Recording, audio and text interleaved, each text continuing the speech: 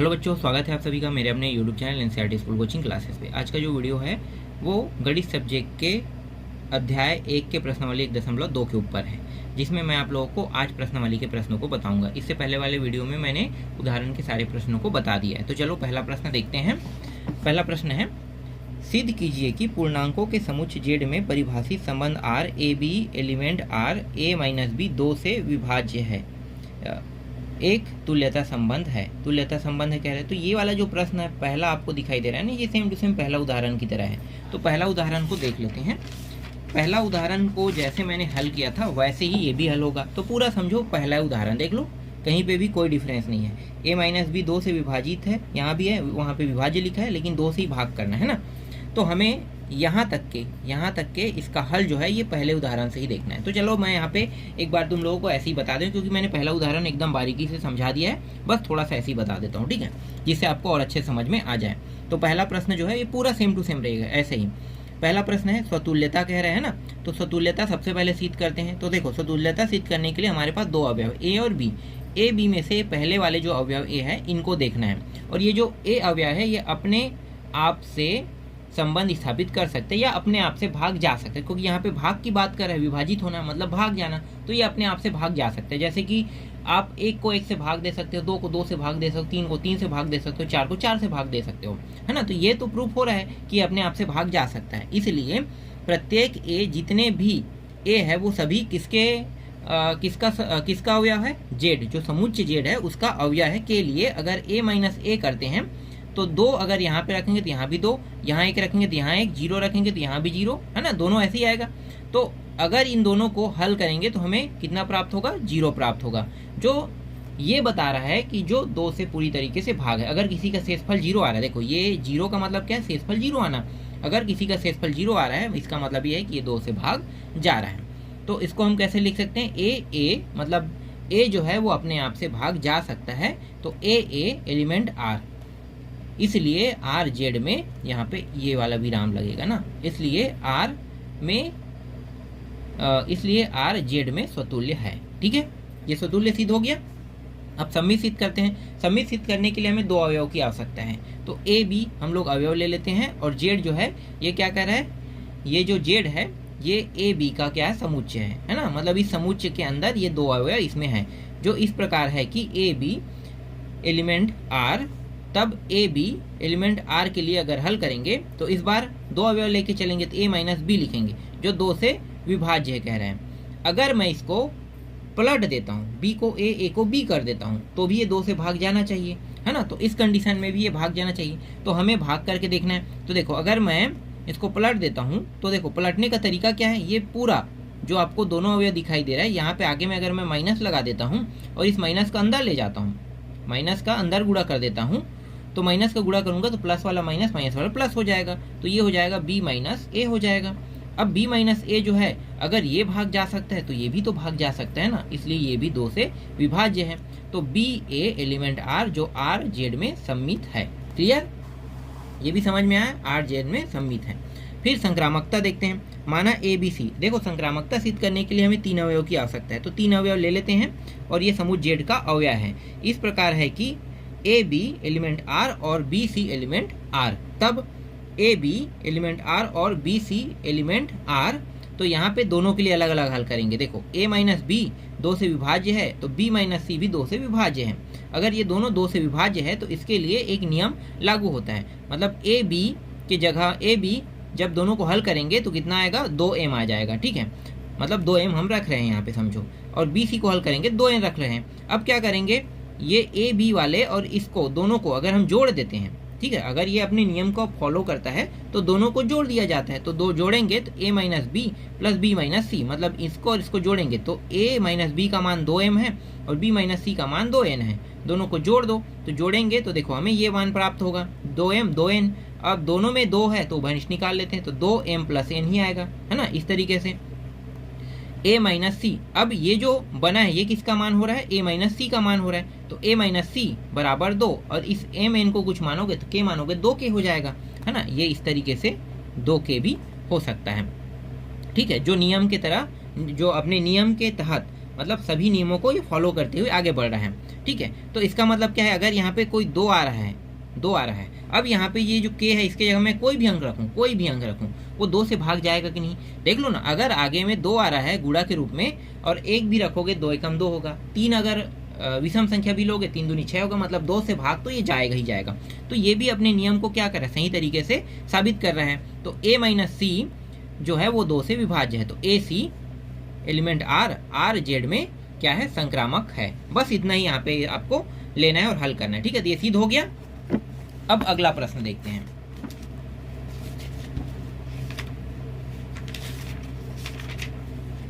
देखो दूसरा प्रश्न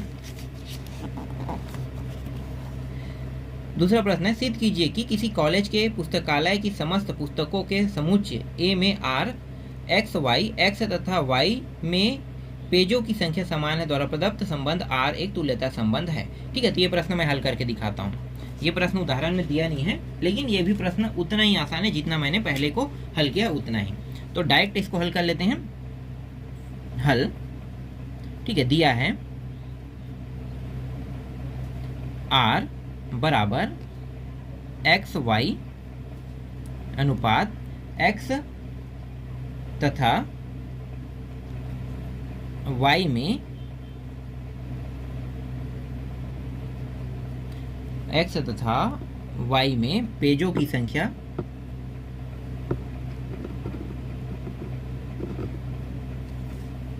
समान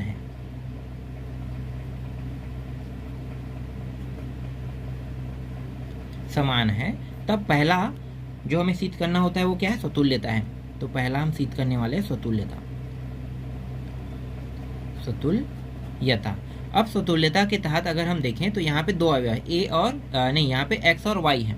तो हम सबसे पहले x को लेंगे। तो माना x एलिमेंट, और एलिमेंट क्या होगा, यहाँ पे कोई दिया हुआ है क्या, ए बी अवयव दिया है क्या, नहीं दिया है ना।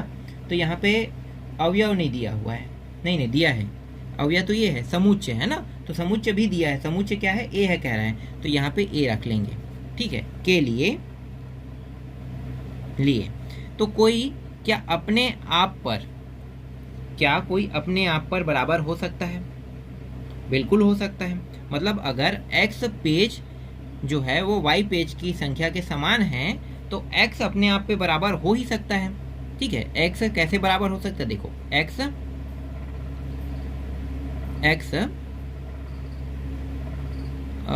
x में पेज की संख्या x के बराबर है। उदाहरण अगर मैं यहाँ पे लेता हूँ, समझना, ठीक है। उदाहरण लेता हूँ, जैसे मैं अभी आप लोगों को पढ़ा रहा हूँ मैथ्स के बुक से पढ़ा रहा हूँ ना, 12वीं के मैथ्स बुक, और ये बुक जो है प्रबोध का है, ठीक है। तो ये जो प्रबोध के बुक में जितने पेज है, अगर इसे मैं x मानता हूँ तो दूसरा अगर मैं बुक लाता हूँ, प्रबोध के यही बुक लाता हूँ, तो वो भी तो x होगा ना। मतलब जो डिट्टो में डिट्टो सेम टू सेम दिखेगा वो तो सेम ही रहेगा। मतलब यही बुक के जितने भी पेज इसमें हैं, जैसे जैसे जिन पेजों में प्रिंट हुआ है वैसे वैसे सेम प्रिंट उसमें दिखाई देगा। मतलब x से बराबर हो रहा है कि नहीं हो रहा है ना। तो जैसे कि यहाँ पे मैथ्स का बुक है, तो मैथ्स के बुक भी क्या होंगे, बराबर होंगे, ठीक है। 12th क्लास यहाँ पे मैं लिखते जा रहा हूँ, 12th क्लास, ठीक है। और क्या है, जो बुक है वो प्रबोध का है, अगर मैं लिखना चाहूँ तो लिख सकता हूँ। नवबोध का अगर लेता हूँ तो नवबोध भी बराबर रहेगा। मतलब पेज क्या है दोनों में, अगर यहाँ पे 30 पेज है तो यहाँ भी 30 पेज होगा ना। तो x में पेजों की संख्या x के बराबर होगा। इसका मतलब ये है कि x अपने आप पर क्या है, बराबर है दोनों में पेजों की संख्या, एलिमेंट r। तो r a में क्या है, स्वतुल्य है। देखो कितना आसान प्रश्न है। दूसरा, माना x y, इस बार 2 अवयव रहेगा, एलिमेंट a के लिए तो x y element r, page समान है, पेज समान है ना, पेज समान है। तब अगर इसको मैं पलट देता हूँ तो पलटने पर ये क्या हो जाएगा, y x हो जाएगा इस तरीके से। तो भी क्या होगा, पेज समान होगा। फिर लिखो पेज समान है। ठीक है, अगर इस नियम के तहत देखा जाए तो इसलिए आर ए में सम्मित है, सम्मित है। ठीक है, ये भी सम्मित सिद्ध हो गया। तीसरा संक्रामक, संक्रामक सिद्ध करके देखते हैं, या संक्रामकता हम उसे कहते हैं। ठीक है, तो संक्रामक सिद्ध करेंगे तो 3 अवयव एक्स वाई जेड एलिमेंट ए के लिए इस बार हमें दो दो के जोड़ा बना के करना है ना। तो ये x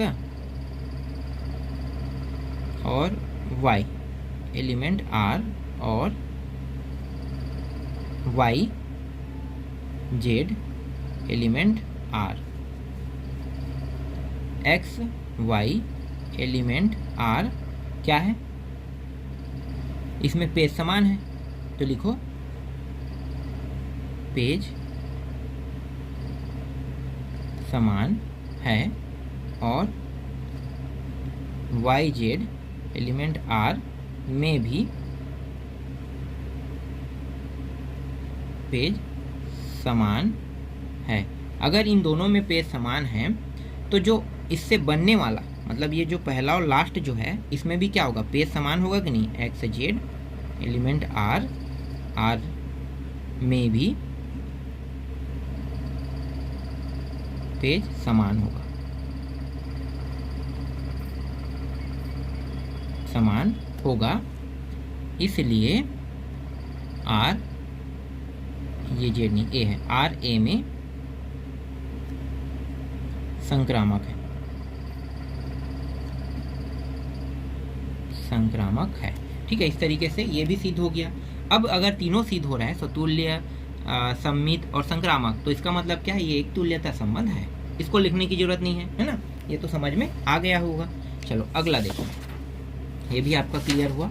अगला उदाहरण, उदाहरण नहीं सॉरी, अब उदाहरण से हम आगे बढ़ चुके हैं ना, प्रश्नावली में आ गए हैं। तो प्रश्नावली का जो अगला आपका प्रश्न है वो है, सिद्ध कीजिए कि समुच्चय ए बराबर एक्स एलिमेंट जेड। मतलब यहाँ पे अब जेड जो है ना, ये एक्स का, ये पूर्णांक संख्या को प्रदर्शित कर रहा है। ठीक है, ध्यान देना, जेड जो है वो पूर्णांक संख्या को प्रदर्शित कर रहा है। तो 0 से बड़ा बराबर एक्स बड़ा बराबर 12 में प्रदत्त संबंध है आर बराबर ए बी, मतलब ए बी दो अवयव है, एक तुल्यता संबंध है, एक से संबंधित अवयवों को ज्ञात कीजिए। मतलब एक से संबंधित जितने भी अवयव हैं उन सभी को क्या करना है, ज्ञात करना है। चलो देखते हैं ये प्रश्न कैसे हल होगा। तो जो दिया है पहले उनको लिख लेते हैं।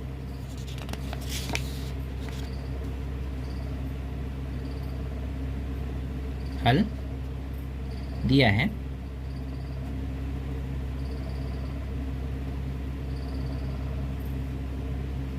ए बराबर एक्स एलिमेंट जेड, 0 से बड़ा बराबर एक्स, एक्स से बड़ा बराबर 12, ये दिया हुआ है ना। आगे इसे और हल करो, एक्स एलिमेंट जेड। अब यहाँ पे देखो 0 से बड़ा बराबर एक्स, एक्स से बड़ा बराबर 12, मतलब 0 से लेके 12 तक के नंबर हम लिखेंगे, 1 है ना, 2, फिर 3 dot dot dot dot dot करके 11 और अंतिम में 12 लिख दो, क्योंकि यहाँ तक ये जाएगा। ठीक है, तो ये बता रहा है कि 0 से लेके ये 0 से बड़ा बराबर एक्स से बड़ा बराबर 12 का मतलब होता है 0 से 12 तक के अंक जाना है हमें। तो ये 12 तक के अंक चला गया। अब आर भी दिया हुआ है, आर को भी लिख लेते हैं। तो आर बराबर ए, ये अनुपात नहीं, ए बी है। ठीक है, अनुपात अब आएगा, अब आ जाएगा ए बराबर बी। ठीक है, ये दिया हुआ है। अब इसी को हम क्या करना है, तुल्यता संबंध सिद्ध करना है। तो सबसे पहले स्वतुल्यता सिद्ध करते हैं। तुल्यता, स्वतुल्यता सिद्ध करने के लिए हमें एक अवयव की आवश्यकता होती है हमेशा। तो ए अवयव को ले लेते हैं, और ये किसका हिस्सा है, समुच्चय ए। या फिर अभी समुच्चय में ना रख के इसे जेड पे ही रख दें तो ज़्यादा अच्छा रहेगा, क्योंकि समुच्चय ए जरूर है, लेकिन ये जो ए है वो किसका हिस्सा है, 1 से लेके जेड तक, मतलब पूर्णांक संख्या का। तो यहाँ पे ए की जगह जेड रख दो, ज़्यादा अच्छा रहेगा। ठीक है, तो ये जेड का हिस्सा है। तो ए जो अवयव है जिसका नंबर 0 से लेके 12 तक कुछ भी हो सकता है, वो किसका हिस्सा है? जेड का हिस्सा है। के लिए ए बराबर, देखो ए बराबर क्या रखेंगे? ए ही रखेंगे, है ना। ए बराबर ए, मतलब ए की जगह पे अगर मैं 1 रखूंगा तो दोनों पार 1 1 रहेगा, अगर 2 रखूंगा तो दोनों पार 2 2 रहेगा। मतलब क्या हो रहा है? ये बराबर सिद्ध हो रहा है ना, तो दोनों एक दूसरे के बराबर सिद्ध हो रहा है। इसका मतलब ये हो गया कि ए एलिमेंट आर होगा, इसलिए आर, और ये क्या है? जेड है ना, जेड में क्या है? स्वतुल्य है, स्वतुल्य है। देखो स्वतुल्य सिद्ध हो गया। अब सममित सिद्ध करते हैं।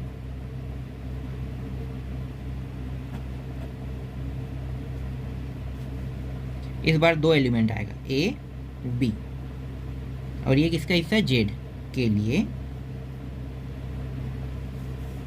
तब ए एलिमेंट बी, है ना, मतलब ए बी एलिमेंट आर लिखेंगे, है ना। तो ए बी एलिमेंट आर के लिए ए बराबर क्या होगा? बी। मतलब ए के बराबर अगर बी यहाँ पे साबित हो रहा है, अगर मैं इसको पलट दूं, कैसे? बी बराबर ए लिख दूं, तो भी ये साबित होगा कि नहीं? होगा ना। तो इस स्थिति के तहत अगर देखा जाए तो ये अपने आप को ये भी सिद्ध करे, मतलब ये अपने आप में सिद्ध नहीं हो रहा, लेकिन ए के बराबर सिद्ध जरूर हो रहा है। इसलिए आर जेड में क्या है? सममित है।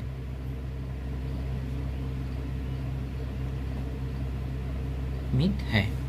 अब संक्रामकता देखते हैं।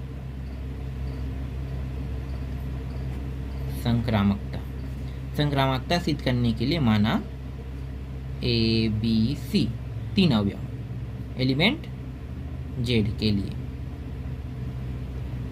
लिए पहले 2 को सिद्ध करेंगे, ये दोनों एक दूसरे के, फिर ये दोनों एक दूसरे के, इस तरीके से।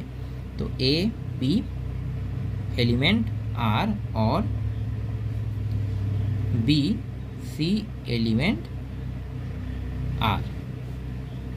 तो यहाँ पे ए बराबर बी हो रहा है ना, ए बराबर बी आ रहा है, और यहाँ पे बी बराबर सी आ रहा है। तो देखो ए बराबर बी, बी बराबर सी यहाँ पे आ रहा है। तो अगर इस नियम के तहत देखा जाए तो ए के बराबर बी आ रहा है और बी के बराबर सी आ रहा है ना। तो हम ये भी तो कह सकते हैं कि ये दोनों भी एक दूसरे के बराबर हो सकता है। समझो, अगर मैं ए की जगह 1 रखता हूँ तो बी की जगह भी 1 होगा ना। तो यहाँ भी बी की जगह कितना होगा? 1। तो सी की जगह भी कितना आएगा? 1 ही आएगा। मतलब सब बराबर है एक दूसरे के, तो सभी एक दूसरे के बराबर है। इसका मतलब ये है कि ये जो ए है वो सी के भी क्या होंगे? बराबर होंगे। इसका मतलब ये हो गया कि ए सी एलिमेंट आर ये भी अपने आप को साबित कर रहा है।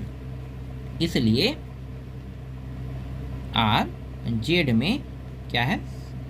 संक्रामक है। ठीक। अब इसमें अवयवों की संख्या बताना है, पूछा भी है ना इसमें। अवयवों की संख्या ज्ञात कीजिए। तो यहाँ पे लिख लेते हैं अवयवों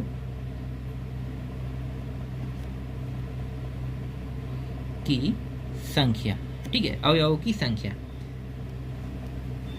तो देखो इसमें अवयव कितने हैं? तो इसमें अवयव जो है वो 1 है। क्यों 1 होगा? अगर मैं 1 की जगह, चलो यहाँ पे लिखते जाते हैं ना, अवयवों की संख्या।